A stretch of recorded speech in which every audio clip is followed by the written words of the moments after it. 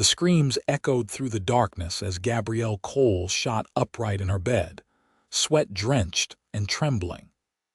The nightmare had returned, as vivid and terrifying as the night her family had been slaughtered by raiders on their journey west. Her pulse raced as she lit the small oil lamp beside her bed, illuminating the modest bedroom of her newly acquired boarding house in Stillwater, Nebraska territory. 1867. Outside her window, the moon hung low over the dusty Main Street. Her hand instinctively reached for the small derringer beneath her pillow, a habit she'd developed during the 3 months since she'd arrived in town, alone and haunted by the ghosts of her past. A floorboard creaked outside her door, causing Gabrielle to freeze. Then came the soft, familiar sound of someone settling onto the wooden floor in the hallway. She exhaled slowly. It was just Preston Ashford, her enigmatic tenant who had taken the room across from hers 6 weeks ago. Preston wasn't like the other tenants, mostly traveling salesmen, and the occasional prospector, passing through on their way to more promising territories. He kept to himself, paid his rent on time, and had this peculiar habit of sitting outside her door on nights when her screams tore through the quiet house. She'd never asked him why. Pride, perhaps, or the fear of appearing vulnerable in a town where she was determined to build a new life. But his silent presence somehow made the darkness less threatening, and in recent nights, she had found herself able to drift back to sleep knowing he was there. Gabrielle's late husband had left her with little more than debts, and a distant cousin in Stillwater who had written to her about the abandoned boarding house on the edge of town. With nowhere else to turn after the attack that had claimed her parents and younger brother, she had spent her last dollars on the stagecoach ticket that brought her here. "Miss Cole," Preston's deep voice came softly through the door. "Are you all right?" She hesitated, unaccustomed to him breaking their unspoken arrangement. Usually, he simply waited until her breathing steadied and then returned to his room before dawn. "I'm fine, Mr. Ashford," she replied, her voice stronger than she felt. "Just a dream." "Same one?" he asked. The question startled her. They had never discussed her nightmares, though he must have heard them often enough. She considered lying but found herself too exhausted for pretense. "Yes," she admitted, "always the same." Silence stretched between them, broken only by the distant howl of a coyote. "Would you like some tea?" he finally offered. "I was heading to the kitchen anyway." It was well past midnight and they both knew he had no reason to be going to the kitchen. Still, Gabrielle found herself drawn to the kindness in his voice. She wrapped her shawl around her nightgown and moved to the door, opening it to find Preston sitting with his back against the wall, a book open on his lap. He looked up at her with those steady gray eyes that had first caught her attention when he'd arrived in town. Preston Ashford was not what most would consider a traditional Western cowboy. He was educated, spoke with careful consideration, and carried himself with a quiet confidence that didn't require the bravado so many men in these parts displayed. Yet the calluses on his hands and the way he rode told of years spent in the saddle, and the weathered gun belt at his hip wasn't for show. "Tea would be nice," she said softly. They descended to the kitchen together, moving carefully to avoid waking the other 3 tenants. In the pale glow of the lantern Preston lit, Gabrielle noticed the dark circles under his eyes and wondered if he ever actually slept. "How long have you been having these nightmares?" he asked as he set water to boil on the stove. Gabrielle sat at the worn kitchen table, pulling her shawl tighter. "Since the attack, 3 months now," he nodded, not pressing for details she wasn't ready to share. "Mine started after Shiloh," he said instead, surprising her with this personal revelation. "Lasted 2 years before they began to fade. You fought in the war?" She asked, studying him more carefully. He couldn't be more than 30, but there was an older quality to his eyes. Union cavalry, he confirmed, retrieving 2 cups from the shelf. Came west afterward. Couldn't settle back into Virginia life after what I'd seen. The simple admission created a bridge between them, 2 people carrying invisible wounds in a land that had little patience for weakness. "Do they ever stop?" she whispered. "The nightmares." Preston placed a steaming cup before her. "Not entirely, but they change, lose their power over you." He sat across from her, his large hands cupping his own tea. "Time helps. So does talking about them, though that's the harder medicine." Gabrielle stared into her cup, watching the steam rise. "I wouldn't know where to begin." "Beginnings are overrated," he said with the ghost of a smile. "Start in the middle if you like." She found herself smiling back, a rare occurrence these days. "Is that why you sit outside my door? Professional nightmare expertise?" "No, madam," he replied, his expression turning serious. "I sit there because nobody should have to face the dark alone." The simple truth of his words touched something deep within her, a loneliness she'd been carrying since even before the tragedy. The boarding house was full of people, yet she had never felt more isolated. "My family was attacked on the trail to Fort Kearney," she said suddenly, the words surprising her as much as they seemed to surprise him. "Raiders. They took everything of value and killed my parents and my brother when they resisted. I only survived because I was gathering firewood when they came." Preston's expression remained steady, but his eyes darkened with understanding. "I'm sorry. In my dreams, I'm always running back to the camp," she continued, the words now flowing like water through a broken dam. "I can hear the shots, the screams. But no matter how fast I run, I never reach them in time." He reached across the table, his hand hovering near hers but not touching. "That's the cruelty of nightmares. They make us relive our failures, real or imagined." "It wasn't imagined," she said sharply. "I should have been there." "To die alongside them?" Preston asked quietly. The question hung in the air between them. Gabrielle had asked herself the same thing countless times in the dark hours of the night. Perhaps that would have been easier than living with this hollow ache in her chest. "I don't know," she admitted finally, "but at least I wouldn't have to wonder if I could have made a difference." Preston nodded, understanding in his gaze. "That's the burden of survivors, one I know well." They sat in companionable silence, finishing their tea as the house creaked and settled around them. For the first time since arriving in Stillwater, Gabrielle felt the tight bands around her chest loosen slightly. "Thank you," she said as they rose to return upstairs.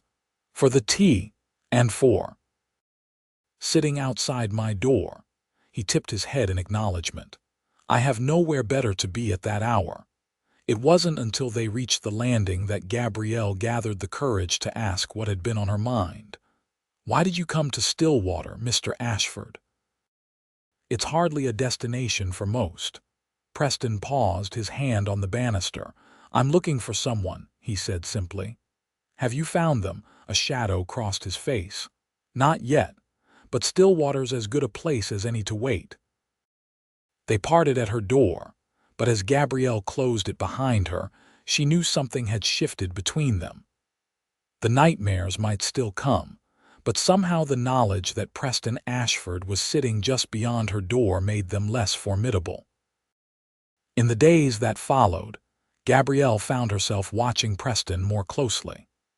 He spent his mornings helping her with repairs around the aging boarding house, fixing loose boards on the porch, repainting shutters, clearing the chimney despite her initial protests.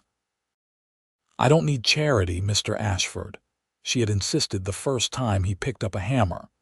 "It's not charity if I live here too," he had replied with that calm logic of his. "Consider it an investment in my comfort." His afternoons were often spent riding out of town, returning dusty and sometimes not until after dark. He never explained these excursions, and she never asked, though curiosity gnawed at her. Who was this man searching for? And what would happen when he found them? The town of Stillwater itself was growing rapidly. Its position along the newly completed railroad line bringing a steady stream of settlers, businessmen, and the inevitable collection of gamblers and opportunists. Gabrielle's boarding house, once on the edge of town, now found itself in a respectable middle district as the town expanded outward. It was on a busy Saturday morning when Gabrielle, arms loaded with fresh linens, literally collided with Sheriff Thomas Hendricks on her front porch. "Begging your pardon, Miss Cole," the sheriff said, steadying her with a hand on her elbow. "Didn't see you there." "No harm done, Sheriff," she replied, adjusting her grip on the linens. "Are you here for a room? I'm afraid I'm fully booked until Tuesday." "Actually, I was hoping to have a word with one of your tenants, Preston Ashford." Something in the sheriff's tone made Gabrielle pause. "Is there a problem?" "No problem, madam. Just some questions about a matter he might help with." The sheriff's eyes scanned the porch. "Is he about?" "He rode out early this morning," she said carefully. "I expect him back by supper." Sheriff Hendricks nodded, his expression unreadable. "When he returns, would you mind telling him I'd like a word? He can find me at the office." "Of course," Gabrielle agreed, feeling unexpectedly protective. "May I tell him what this concerns?" The sheriff adjusted his hat. "Just some questions about his previous whereabouts. Nothing for a lady to worry about." After he departed, Gabrielle found herself distracted throughout the day, wondering what the sheriff wanted with Preston. When he finally returned late in the afternoon, she was sweeping the front porch, having deliberately chosen this chore to ensure she wouldn't miss his arrival. He rode in slowly, his tall bay horse dusty from the trail. As always, his eyes scanned the street before he dismounted, a habit she had noticed early on. Some might call it paranoia, but Gabrielle recognized it as the vigilance of someone who had learned the hard way to be cautious. "You're hovering, Miss Cole," he said with a hint of amusement as he tied his horse to the hitching post. "Sheriff Hendricks was looking for you," she replied without preamble. Preston's expression didn't change, but she noticed how his hand momentarily stilled on the saddle horn. "Did he say why?" "Something about your previous whereabouts. He'd like you to stop by his office." He nodded, unsurprised. "I suppose that was inevitable." He began unsaddling his horse. "Would you mind if I clean up before heading over? I've been riding since dawn." "Of course not," she said, then added impulsively, "Preston. Are you in some kind of trouble?" He looked at her directly then, seeming to note her use of his first name. "Not the kind you're thinking. I'm not running from the law if that's your concern." "It wasn't," she said honestly. "But I would like to know what I'm harboring in my house." A faint smile touched his lips. "A man with a past like most out here, nothing that should bring trouble to your door." "That's not an answer." "No," he agreed, hoisting his saddle, "but it's the one I have for now." Gabrielle watched him walk toward the stable at the back of the property, frustrated by his evasiveness yet oddly confident that whatever secrets Preston Ashford carried, they didn't make him a danger to her. That night, long after the house had fallen silent, Gabrielle woke to the familiar terror of her nightmare.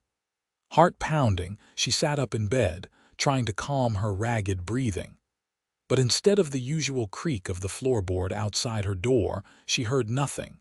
Preston wasn't there. A quick glance at the small clock on her bedside table showed it was well past midnight. He should have returned from the sheriff's office hours ago. Concern gnawed at her as she rose and wrapped her robe around herself. Perhaps he had simply fallen asleep, though that would be out of character for a man who seemed to require little rest. She opened her door quietly and looked across the hallway. His door was ajar, the room dark beyond. Gabrielle hesitated, propriety warring with worry. Finally, she crossed the hall and gently pushed his door open wider. The room was empty, the bed untouched. A flutter of panic rose in her chest. Had the sheriff arrested him? Was that why he hadn't returned? Or had he simply fled, abandoning whatever purpose had brought him to Stillwater? The thought that Preston might have left without a word struck her harder than expected. In the short time he had been her tenant, he had somehow become a steady presence in her uncertain world. Unable to return to sleep, Gabrielle dressed and made her way downstairs. The kitchen was dark and quiet, but as she passed the front window, a movement on the porch caught her eye. She peered through the glass to see a familiar figure sitting on the top step, looking out at the moonlit street. Relief flooded through her as she quietly opened the front door. Preston turned at the sound, his profile silvered by moonlight. She noticed immediately that his usually immaculate appearance was disheveled, his shirt collar unbuttoned, his hair tousled as if he'd been running his hands through it. "You should be asleep," he said softly. "So should you," she countered, closing the door behind her. "Especially if you intend to maintain your vigil outside my room later." He gave a small, tired smile. "I heard you. I was about to come up." Gabrielle settled beside him on the step, conscious of the impropriety but too concerned to care. What did the sheriff want? Preston was silent for a long moment, staring out at the dark street. "Information about a man I used to ride with, Jed Blackwell." The name meant nothing to Gabrielle. "And did you provide this information?" "What I could," he said. "Blackwell and his gang robbed a bank in Council Bluffs last month. 3 people died." "You were part of this gang?" she asked, keeping her voice neutral despite her surprise. Preston's jaw tightened. "Once, not anymore. I left them 2 years ago after." He trailed off, then shook his head. "After I realized what kind of man Blackwell really was. And now I'm trying to make amends for my association with him," Preston said, his voice hardening. "Which is why I'm here in Stillwater. Blackwell's brother owns land near here. I believe they'll try to rendezvous eventually." Gabrielle absorbed this information slowly. "You're hunting him, in a manner of speaking." "For the law," Preston turned to look at her directly. "For myself, for justice." "The law will have its part when the time comes." The conviction in his voice told her there was more to this story than he was sharing. "What did he do to you?" For a moment, she thought he wouldn't answer. Then he sighed heavily. "He killed someone I cared about. Someone who tried to leave the gang with me." "I'm sorry," Gabrielle said softly. "It was my fault," Preston continued, his voice hollow. "I convinced her we could start over somewhere else, somewhere decent." The revelation that someone was a woman sent an unexpected pang through Gabrielle's chest. "You loved her." "I thought I did," he said simply.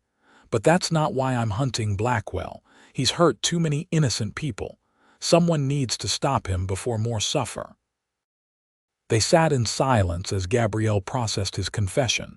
It explained so much: his vigilance, his solitary rides, his reticence about his past. Preston Ashford was a man on a mission of redemption, perhaps even vengeance. "The sheriff," she finally said. "Does he know why you're really here?" Preston shook his head. "He knows I have history with Blackwell, that's enough for now. And when Blackwell comes, what then?" "Then I'll do what needs to be done," he said with quiet determination. "And afterward I'll move on." The words hit Gabrielle with unexpected force. Of course he would leave. She had always known his stay at her boarding house was temporary, yet somehow the confirmation made her chest tighten. "I see," she said, rising from the step. "Well, I hope you find what you're looking for, Mr. Ashford." He caught her hand before she could turn away. "Gabrielle." It was the first time he had used her given name, and the sound of it in his deep voice made her pause. "I didn't mean to burden you with this," he said. "You have enough ghosts of your own to contend with." She looked down at his hand covering hers, weathered and strong. We all have ghosts, Preston. Some we run from, others we chase. She gently withdrew her hand. I just hope when you catch yours, it brings you the peace you're seeking. As she turned to go back inside, his voice stopped her once more. I'll still be outside your door tonight, he said quietly. If you need me. Gabrielle nodded without looking back, afraid her expression might reveal too much. Good night, Mr. Ashford. That night, when the nightmare came again, Preston was there as promised, his solid presence a comfort in the darkness. But as Gabrielle drifted back to sleep, she wondered how many more nights she would have this silent guardian before his quest took him away from Stillwater and from her. The next few weeks brought an unseasonable heat to Nebraska territory, the kind that made tempers short and work harder. Gabrielle found herself busier than ever as the boarding house reached full capacity, with even the small attic room rented to a young couple passing through on their way to Oregon. Preston continued his pattern of helping around the property in the mornings and riding out in the afternoons, though he now returned earlier and often joined Gabrielle in the kitchen as she prepared the evening meal. These quiet moments of domestic partnership became the highlight of her days, their conversations gradually expanding beyond their respective tragedies to include books they had read, places they had seen, and occasionally, hopes for the future. You've done wonders with this place, Preston remarked one evening as they sat on the back porch after the dishes were done. When I first arrived, it looked like a strong wind might blow it over. Gabrielle smiled, looking out at the newly fenced garden where she had planted vegetables and herbs. It keeps me busy, keeps the thoughts at bay.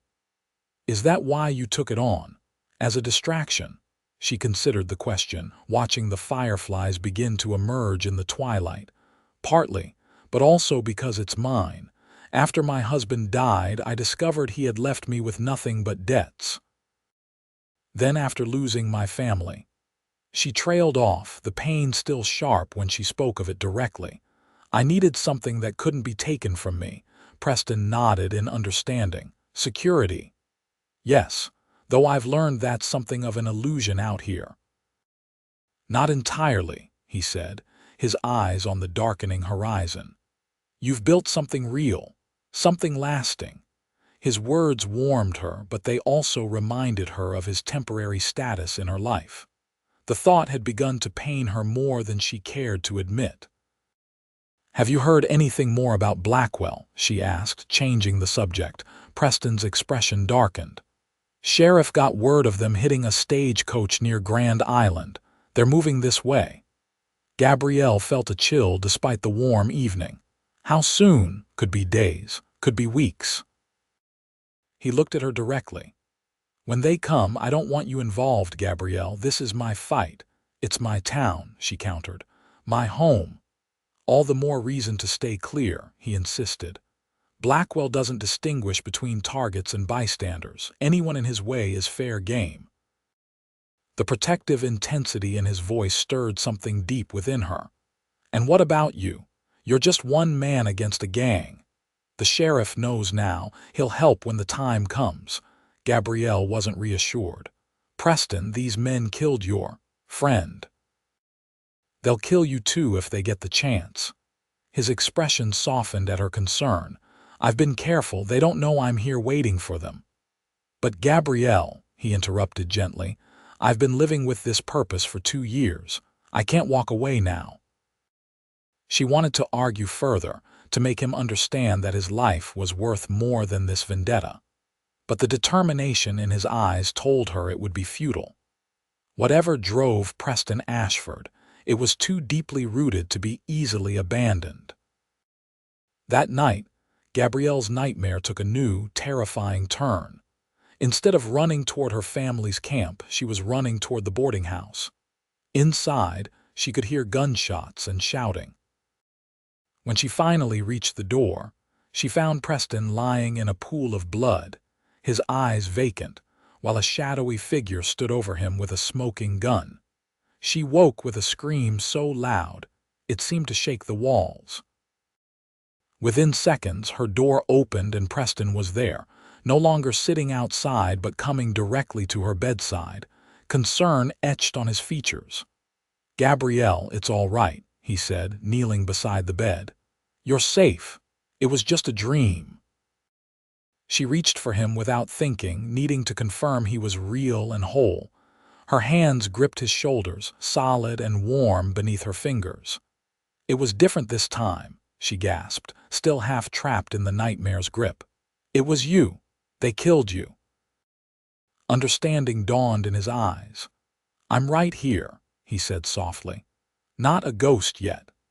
Gabrielle became suddenly aware of their proximity, of her hands on his shoulders and his face just inches from hers in the dim light of the oil lamp.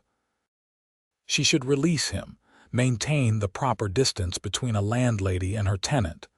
Instead, one hand moved to his face, her fingers tracing the strong line of his jaw.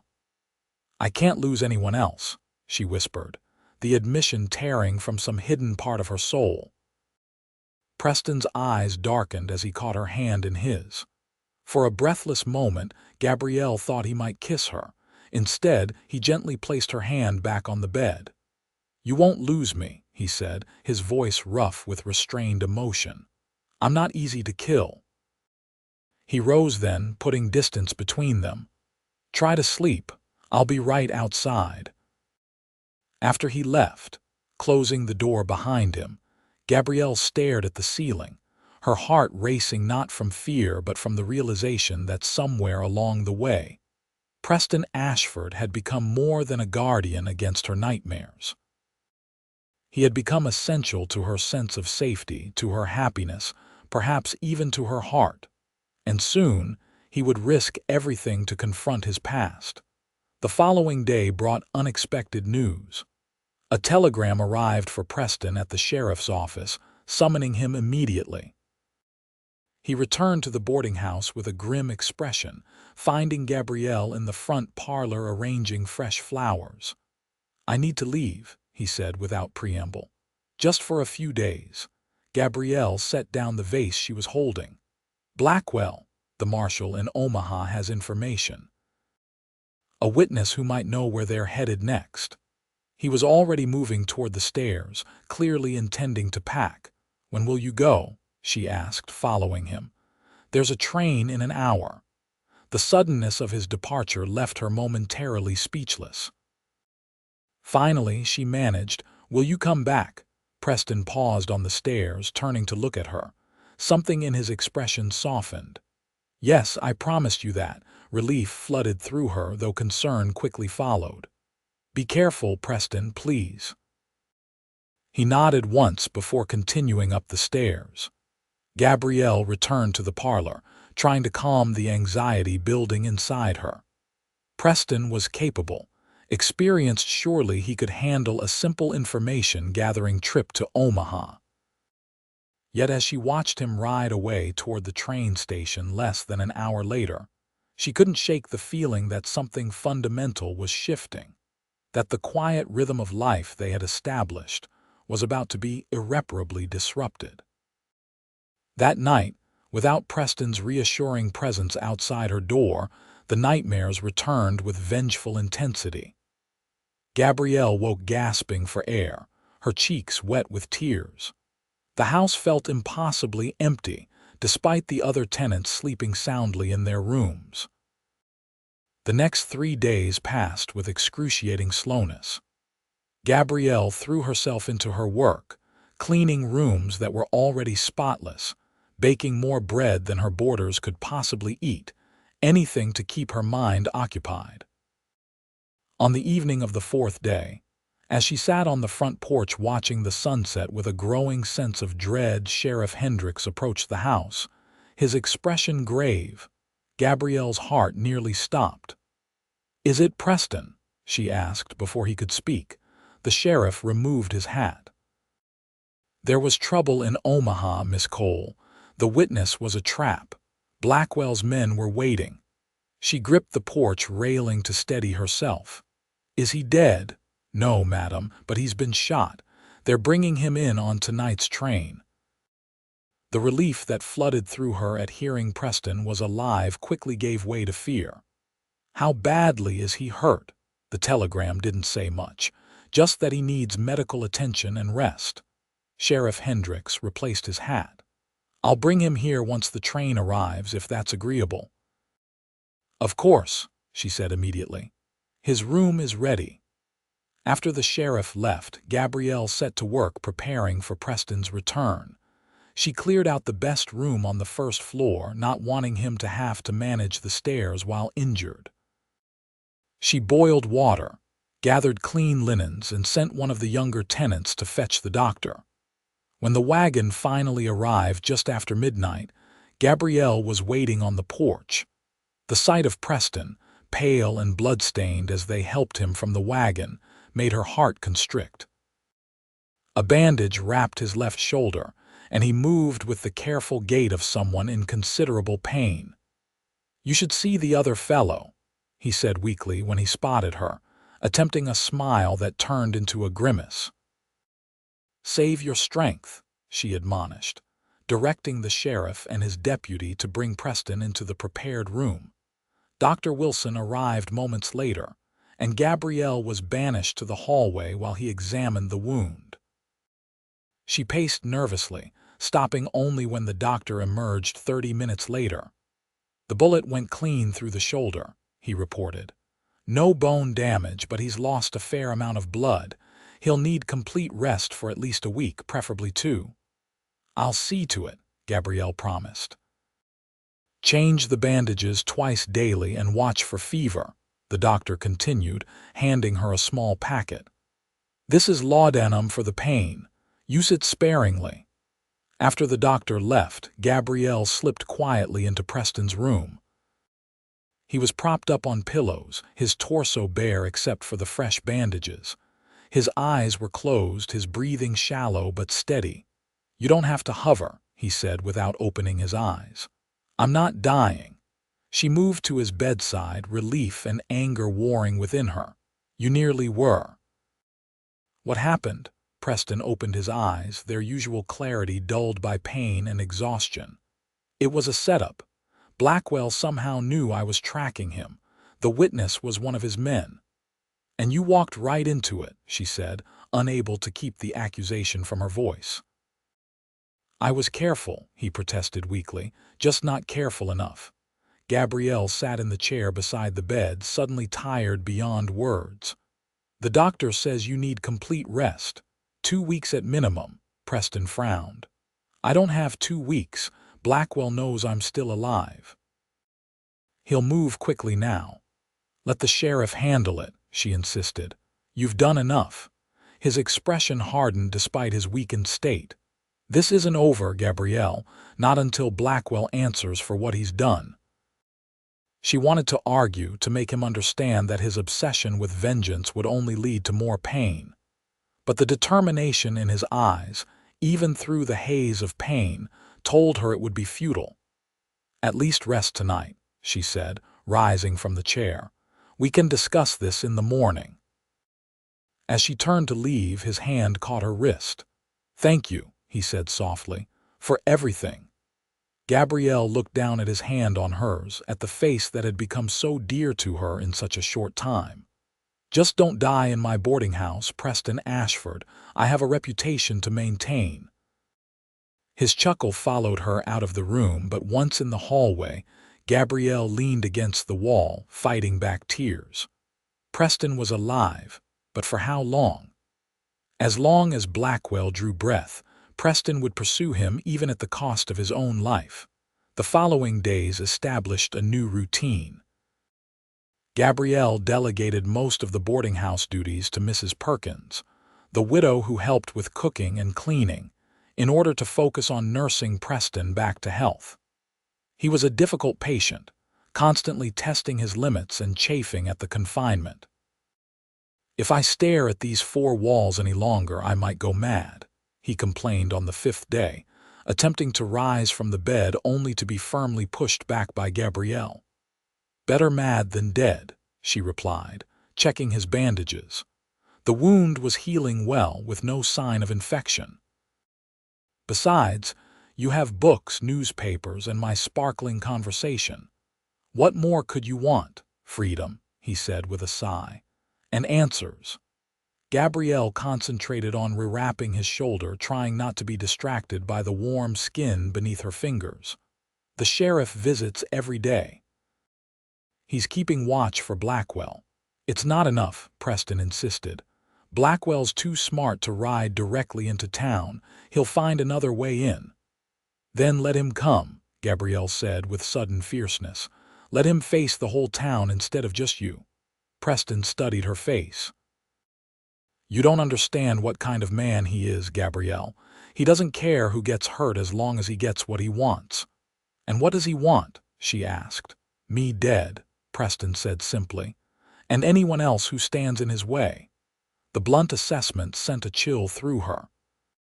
Why does he hate you so much? Is it because you left the gang? Preston was silent for a long moment, and Gabrielle thought he might not answer. Finally, he sighed. It's because of his sister, Eliza. She was the one who tried to leave with me, the one he killed. Gabrielle's hands stilled in their work. His own sister. Blackwell doesn't recognize family bonds when they interfere with his plans, Preston said bitterly. He saw her leaving as betrayal, especially since she was leaving with me. The revelation cast Preston's quest in a new light.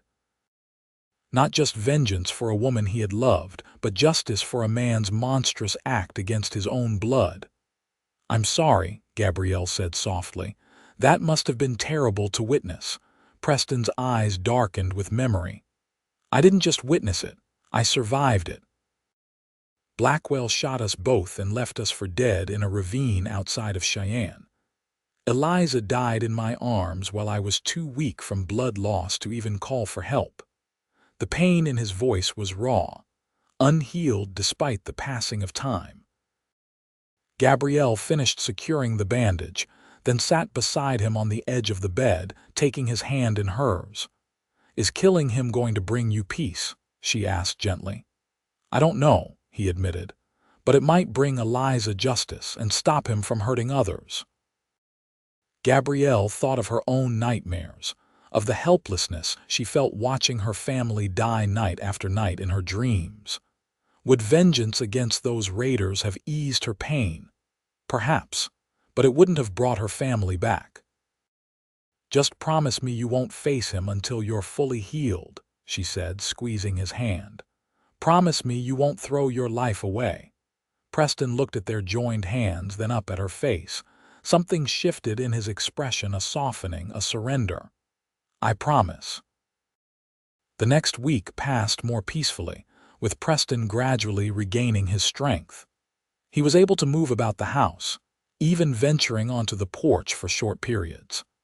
Gabrielle found herself enjoying these quiet days of recovery, despite the shadow of Blackwell hanging over them.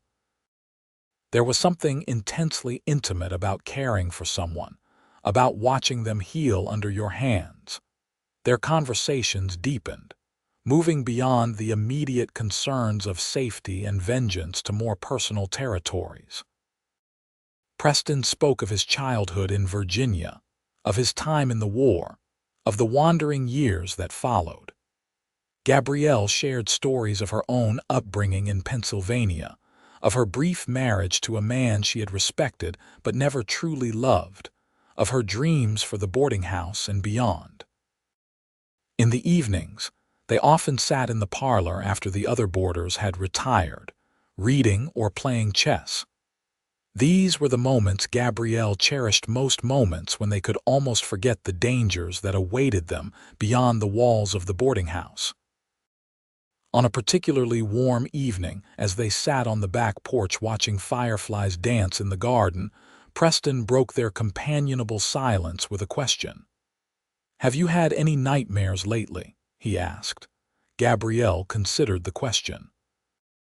In the chaos of Preston's injury and recovery, she had scarcely noticed their absence. Not since you returned, she realized aloud, though I've hardly been sleeping regular hours with all this nursing duty.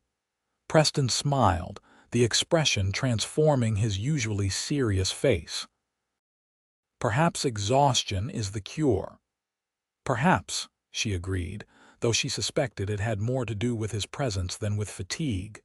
Or perhaps knowing someone is close by helps more than I realized.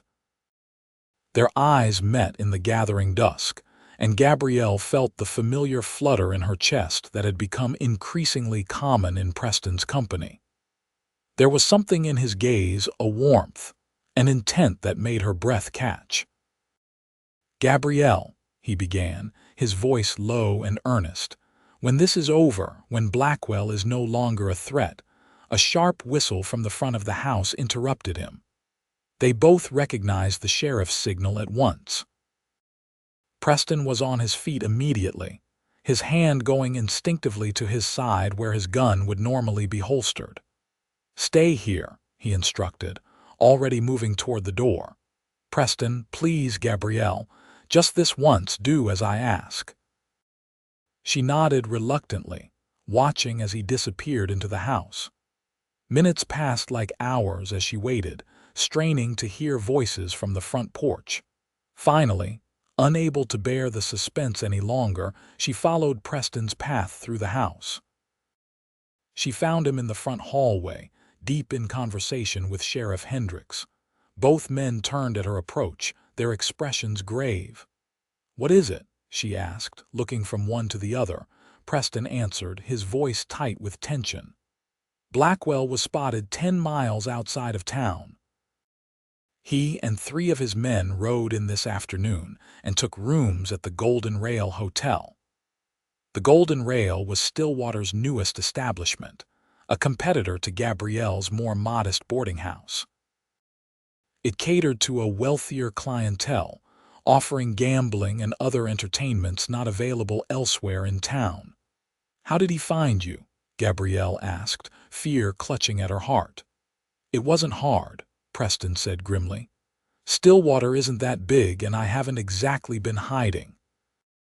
Sheriff Hendricks adjusted his gun belt. "I've got men watching the hotel. If they make a move, we'll know." "They won't just sit there waiting," Preston argued. "Blackwell's too smart for that. He'll have a plan." "Then what do you suggest?" the sheriff asked, clearly frustrated. "We can't just arrest them for existing." "I'll draw them out," Preston said decisively. "Tomorrow in the open, where there's less chance of innocent people getting caught in the crossfire." "You're not fully healed," Gabrielle protested.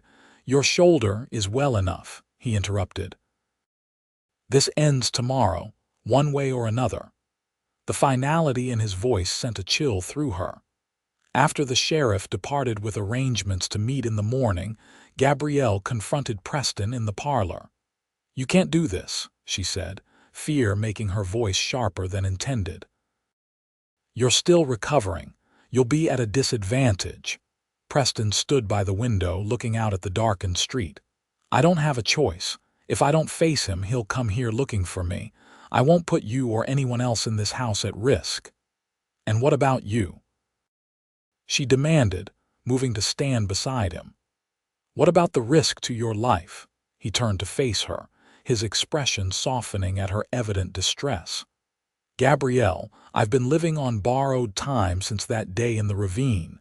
Every day since Eliza died has been leading to this moment." "That's not true," she said fiercely. "You've built a life here, you've helped people, you've helped me." Something flickered in his eyes, hope perhaps, or longing. "And I'm grateful for that, for the time I've had here, with you."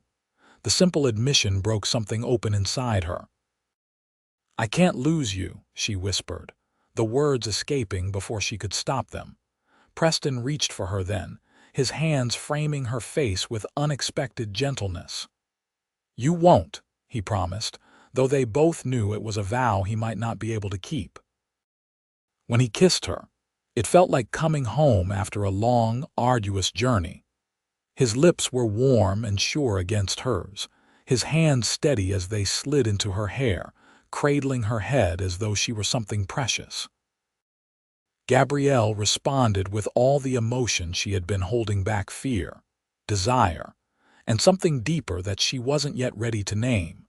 When they finally parted, breathless and clinging to each other in the dim light of the parlor, Preston rested his forehead against hers. "I need to do this," he said softly. "Not just for Eliza or for justice, but so I can be free, so we can be free." Gabrielle closed her eyes, understanding finally dawning. As long as Blackwell lived, Preston would never truly be hers. The ghost of his past would always stand between them, demanding retribution. "Then promise me you'll come back," she whispered.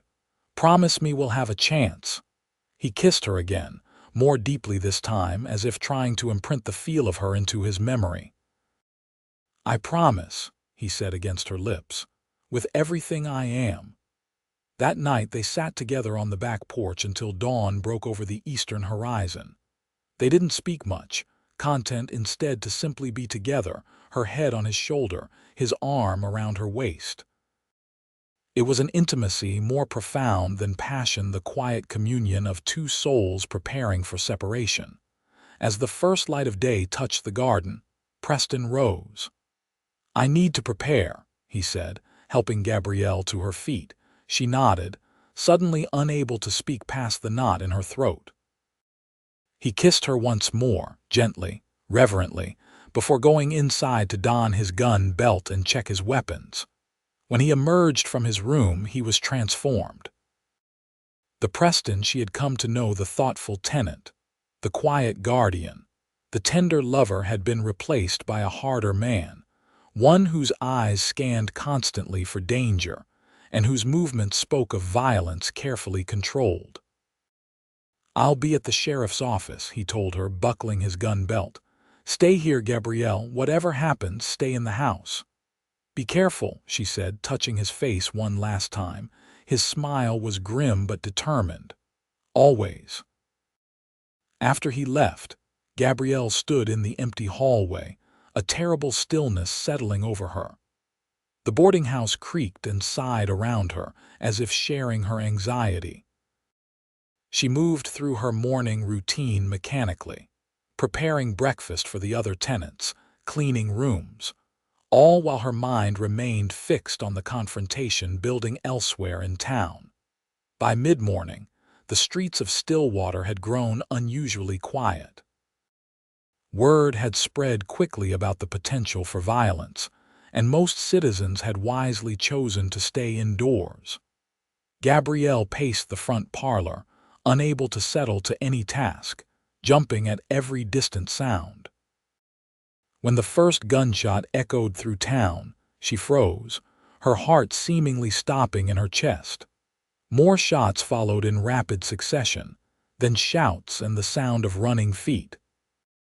Before she could think better of it, Gabrielle was out the door, racing toward the center of town where the commotion seemed to be concentrated. The scene that greeted her was chaos. People were scattering from the street, taking cover behind buildings and wagons. In front of the sheriff's office, Preston crouched behind a water trough, exchanging fire with two men positioned in the alley across the way.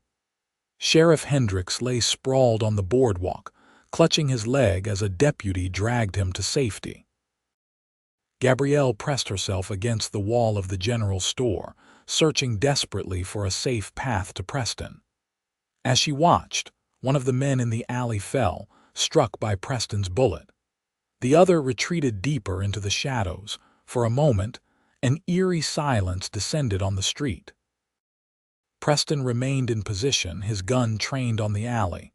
Then a new voice called out from somewhere Gabrielle couldn't see. "Ashford, show yourself, you coward." Preston's jaw tightened visibly even from where Gabrielle stood. "It's over, Blackwell," he shouted back.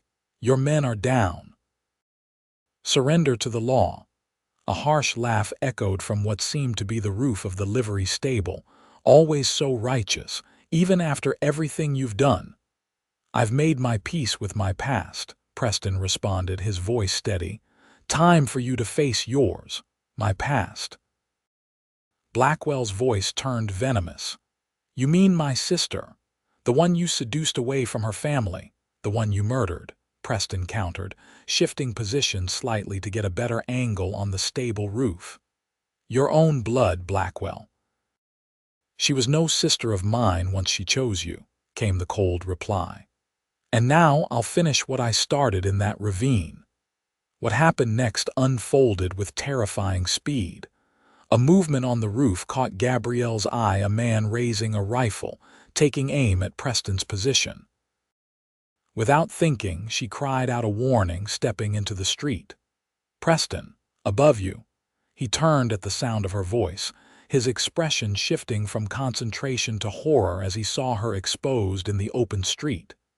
In the same instant, the rifleman on the roof fired. Preston dived from his position, rolling and coming up with his gun blazing. The rifleman jerked backward, struck by Preston's return fire, but not before his bullet found its mark. Preston staggered, a red stain blossoming on his shirt just below his right collarbone. Gabrielle's scream seemed to echo across the entire town. She ran toward Preston as he struggled to stay upright, his left hand pressed to the wound while his right still gripped his revolver. "Get back!" He shouted at her, but she ignored him, reaching his side just as a figure emerged from the shadows between two buildings. Jed Blackwell was not what Gabrielle had expected. He was a lean, almost elegant man, with features that might have been handsome if not for the cruel twist to his mouth and the cold emptiness in his eyes. His gun was trained steadily on Preston. "How touching," he drawled, taking in the scene before him. Ashford found himself another woman to die for him. Preston pushed Gabrielle behind him despite his injury, his gun never wavering from Blackwell's face. "This is between us, Jed. Let her go." Blackwell's smile was like the edge of a knife. "I don't think so. You took someone I cared about. Seems only fair I return the favor." Time seemed to slow as Blackwell shifted his aim toward Gabrielle. She saw Preston's finger tighten on the trigger, heard the deafening report of his gun. Blackwell's shot went wide as Preston's bullet struck him in the chest, driving him backward.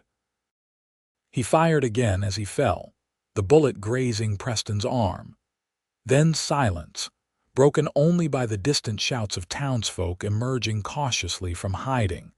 Preston swayed on his feet, his face pale with blood loss. Gabrielle caught him as he started to fall, easing him to the ground, her hands already pressing against the wound in his chest. "Stay with me," she pleaded, tears blurring her vision. "Preston, please stay with me." His eyes, clouded with pain, found hers. "Did I get him?" Gabrielle glanced toward Blackwell's motionless form. "Yes, he's down." A ghost of a smile touched Preston's lips. "Good." His eyes began to drift closed. "No," Gabrielle shook him gently. You promised you'd come back to me." His eyelids fluttered open with visible effort. "I did, didn't I?" People were gathering around them now, the doctor rushing forward, deputies securing the scene. Gabrielle held Preston's gaze, refusing to let him go. "Don't you dare break your promise, Preston Ashford," she said fiercely. "Not after everything we've been through." As they lifted him onto a makeshift stretcher, his blood-slicked hand caught hers. "Never," he whispered. "I'll always come back to you." The following days were a blur of fear and exhaustion as Preston hovered between life and death. The doctor removed the bullet from his chest, miraculously reporting that it had missed his heart by less than an inch. But infection set in, bringing fever and delirium. Gabrielle barely left his side, sponging his burning skin with cool water, forcing broth between his cracked lips when he was lucid enough to swallow, whispering encouragement when nightmares made him thrash against the sheets. On the third night, when his fever broke at last, she was dozing in the chair beside his bed. His weak voice roused her instantly. "You're still here," he murmured, his eyes clear for the first time in days. Gabrielle moved to sit on the edge of the bed, taking his hand in hers. "Where else would I be?" A smile touched his pale lips. "Anywhere saner, I should think." "Sanity is overrated," she replied, her voice thick with emotion. Besides, someone had to make sure you kept your promise. Preston's hand tightened weakly around hers. Blackwell, dead, she confirmed. Along with 2 of his men, the third is in custody. Relief washed over his features. It's over then. Yes, Gabrielle said softly, it's over. The recovery was slow but steady this time. As summer gave way to autumn, Preston regained his strength, moving from bed to chair, from chair to short walks around the house, and eventually to longer excursions into town. The citizens of Stillwater, who had once viewed him with suspicion as the mysterious tenant of Gabrielle's boarding house, now greeted him as a hero who had rid their town of a dangerous criminal. Gabrielle found her business thriving, the boarding house now full to capacity with a waiting list for rooms. The events of that bloody day had, ironically, put Stillwater on the map, bringing curious travelers eager to see where the famous gunfight had occurred. Through it all, Preston remained by her side, helping with the work when he was able, offering quiet support when he was not. Their relationship deepened with each passing day, their shared trauma creating a bond that needed few words to sustain it. It was on a crisp October evening, as they sat together on the back porch watching the sunset paint the garden in gold and crimson, that Preston finally asked the question that had been hovering between them.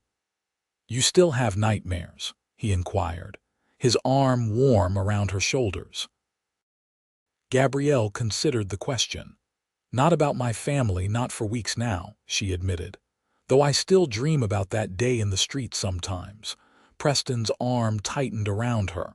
"I'm sorry you had to witness that, to be part of it." "I'm not," she said firmly, "if I hadn't been there." "I might be dead," he acknowledged. "You saved my life, Gabrielle." She turned to look at him directly. "As you saved mine, long before Blackwell ever came to town." Understanding passed between them, the recognition that their healing had begun months earlier, with his quiet vigil outside her door, with her compassionate care during his recovery. Preston shifted to face her fully, taking both her hands in his. "I've been thinking about what comes next," he said, his voice unusually hesitant. "And what have you decided?" Gabrielle asked, her heart quickening. "That depends entirely on you," he replied. From his pocket, he withdrew a small, simple gold ring. "I know I have little to offer beyond a troubled past and an uncertain future. But whatever life I have left, I want to spend it with you if you'll have me." Tears blurred Gabrielle's vision as she looked at the ring, then at the man holding it, this complicated, honorable man who had entered her life as a stranger and become her salvation. "Yes," she whispered, her voice breaking on the word. "Yes, I'll have you, Preston Ashford, troubled past and all." As he slipped the ring onto her finger, his hands steady and sure, Gabrielle felt the last shadows of her nightmares receding. There would be challenges ahead. She knew healing was never a straight path. But they would face them together. 2 survivors who had found in each other not just comfort, but the promise of joy. That night, as they lay together in the darkness of her room now, their room, Gabrielle rested her head on Preston's chest, listening to the strong, steady beat of his heart. Outside, the wind whispered through the trees, and somewhere in the distance, a coyote called to its mate. But within the walls of the house they now truly shared, there was only peace and the quiet certainty that neither of them would face the night alone again. Spring came early to Stillwater the following year, bringing with it new beginnings. The boarding house, now officially renamed Cole and Ashford's Lodgings, had expanded to include the adjacent property. Preston had overseen the construction of 4 additional rooms and a larger dining area, while Gabrielle had transformed the back garden into a verdant oasis that drew admiration from townspeople and travelers alike. Their wedding had been a simple affair held on Christmas Day, with Sheriff Hendricks standing as Preston's best man and Mrs. Perkins as Gabrielle's matron of honor. The entire town had attended the celebration afterward, gathering in the newly completed dining room to toast the couple whose story had become something of a local legend.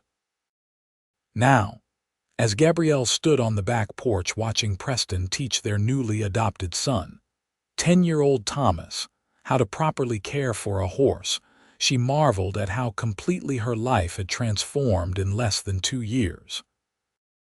Thomas had arrived in Stillwater 3 months earlier, an orphan traveling with a group of settlers bound for Oregon. When illness had swept through their camp outside town, claiming his last remaining relative, the boy had been left alone in the world. Preston had been the one to suggest they take him in, recognizing in the quiet, watchful child something of his own difficult youth. Gabrielle smiled as Thomas giggled at something Preston said, the sound still rare enough to be precious. The boy had his own nightmares, his own ghosts to wrestle with. But like his new parents, he was learning that the past, while never forgotten, need not define the future. As if sensing her thoughts, Preston looked up and caught her eye across the garden. His smile, once so rare, now came easily when they were together. He whispered something to Thomas, who nodded eagerly and continued brushing the horse's flank while Preston crossed the garden to join Gabrielle on the porch. "He's a natural with animals," Preston observed, slipping an arm around her waist. "Might make a fine horseman someday." "Like his father," Gabrielle said softly, leaning into his embrace. Preston's eyes softened at the word. "I never thought I'd have this," he admitted. "A home, a family, you." Gabrielle reached up to touch his face, her fingers tracing the lines that had softened with happiness over the past year. "Neither did I. After everything that happened, I thought I was destined to be alone." "And now?" he asked, his eyes searching hers. "Now I know better," she replied, rising on tiptoe to kiss him gently. "Now I know that even the darkest night ends and morning always comes." Preston's arms tightened around her, drawing her closer.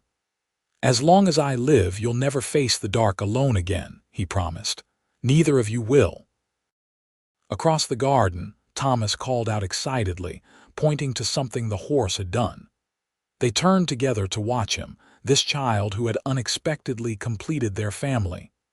"You know," Gabrielle said thoughtfully, "we should consider expanding again. The old Miller property next door is for sale, and with another child on the way." She felt Preston go still beside her, then pull back to look at her face. "Gabrielle, are you saying?" She nodded, her hand moving instinctively to her still flat stomach. "Dr. Wilson confirmed it yesterday. We'll welcome our new addition in the fall." Joy transformed Preston's features as he lifted her off her feet in an exuberant embrace, spinning her around as she laughed. Thomas looked over curiously, then abandoned the horse to run toward them. "What is it? What happened?"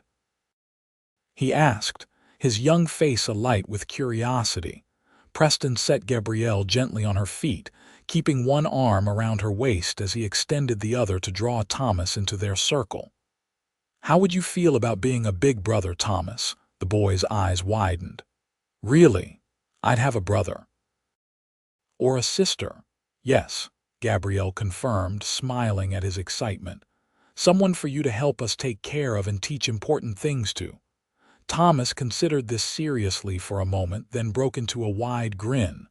"I'd like that. I'd like that a lot." As the three of them stood together in the golden afternoon light, Gabrielle felt a profound sense of rightness settle over her. The nightmares that had once dominated her life had faded to distant memories, replaced by dreams of the future dreams that were now becoming reality. Later that night, as they prepared for bed, Preston paused by the door to their room, a habit he had never quite abandoned. "Sleep well, Mrs. Ashford," he said softly. "I'll be right here if you need me." Gabrielle smiled, holding out her hand to him. "I know you will. You always have been." As they settled into bed together, his arms strong and secure around her, Gabrielle closed her eyes without fear. Outside, the wind might howl and the world might hold its dangers, but within these walls, within the circle of Preston's arms, there was only peace, a peace hard-won and precious, built on shared pain, mutual healing, and a love that had begun with a silent vigil outside her door.